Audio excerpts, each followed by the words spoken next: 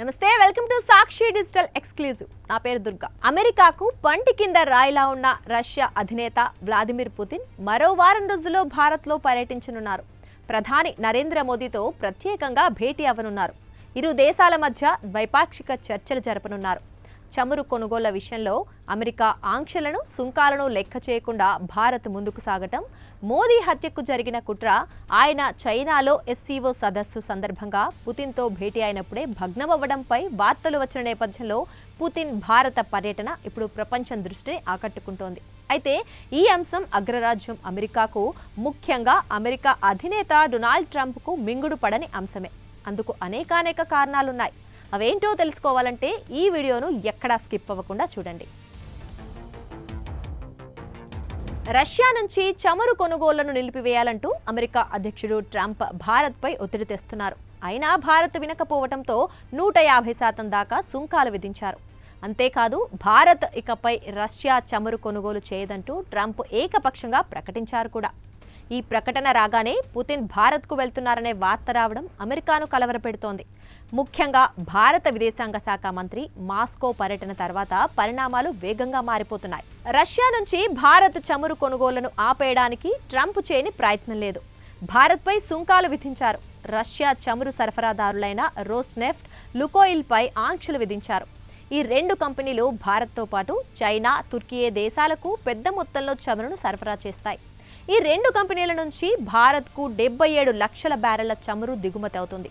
ఎన్ని చేసినా తన మాట చెల్లుబాటు అవటం లేదని గ్రహించిన ట్రంప్ చివరకు రష్యా నుంచి భారత్ చమురు కొనుగోళ్లను నిలిపివేస్తోందంటూ ఏకపక్షంగా ప్రకటించేశారు. అమెరికా ఎత్తులు ఎప్పటికప్పుడు చిత్తవుతున్నాయి. ట్రంప్ ప్రకటన రాగానే భారత విదేశాంగ మంత్రి జైశంకర్ రష్యాకు బయలుదేరి వెళ్లటం గమనార్హం.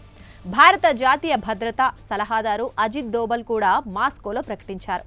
పుతిన్తో వ్యక్తిగతంగా సమావేశమయ్యారు. ఈ నెల 17న పుతిన్ సన్నిహితుడు నికోలాయ్ పెత్రుషేవ్తో ప్రధాని నరేంద్ర మోదీ భేటీ అయ్యారు. ఈ పరిణామాలు చకచకా జరిగిపోయాయి. ఆ వెంటనే డిసెంబర్ 4-5 తేదీల్లో పుతిన్ భారత్లో పర్యటిస్తారనే ప్రకటన వెలువడింది. ఇక్కడే ప్రపంచ దేశాలు షాక్కు గురయ్యాయి. భారత్తో మరింత దగ్గరైతే రష్యా మళ్లీ సూపర్ పవర్గా ఎదుగుతుందనే భయాలు అగ్రరాజ్యాల్లో మొదలయ్యాయి. ఇంతకీ పుతిన్ భారత్కు ఎందుకు వస్తున్నారు? దీని వెనుక మర్మమేంటి? ఇప్పుడు ప్రపంచ దేశాలను ఈ ప్రశ్నలు తొలిచేస్తున్నాయి. అయితే భారీ ఎజెండాతో ఇరు దేశాల మధ్య ద్వైపాక్షిక సంబంధాలను మెరుగుపరిచే ఉద్దేశంతోనే పుతిన్ భారత్కు వస్తున్నట్లు స్పష్టమవుతోంది. ముఖ్యంగా ఉక్రెయిన్తో యుద్ధాన్ని ముగించడంలో భారత్ మధ్యవర్తిత్వాన్ని పుతిన్ కోరుకుంటున్నారు.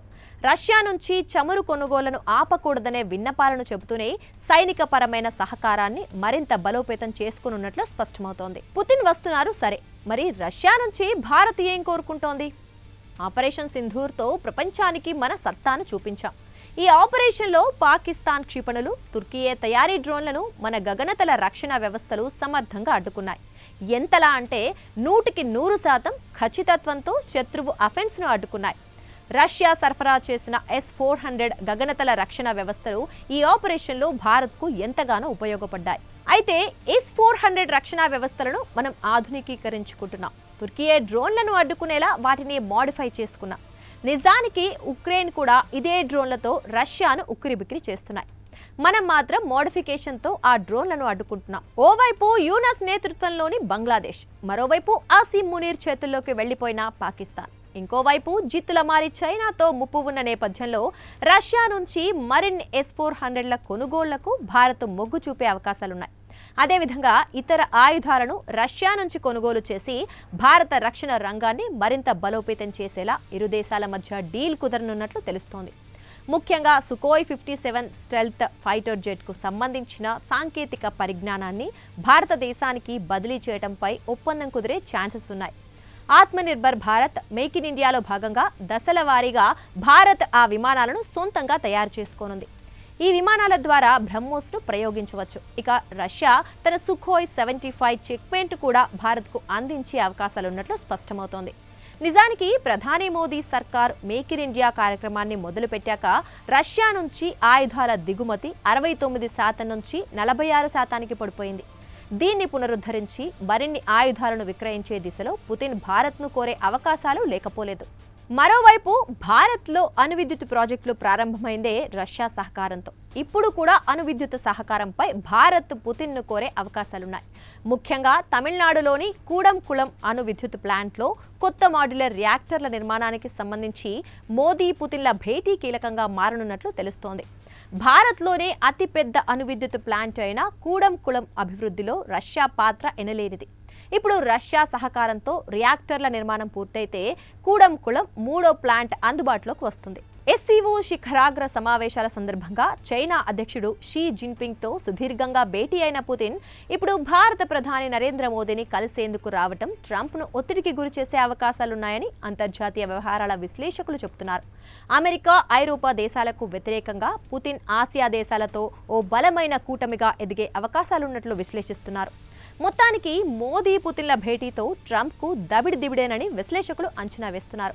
ఈ విశ్లేషణ మీకు నచ్చినట్లయితే వీడియోను లైక్ చేయండి. మీ అభిప్రాయాలను కామెంట్ల రూపంలో తెలియజేయండి. మా తదుపరి వీడియోలో మీ అభిప్రాయాలను పరిగణలోకి తీసుకుంటాం. This is anchor Durga signing off.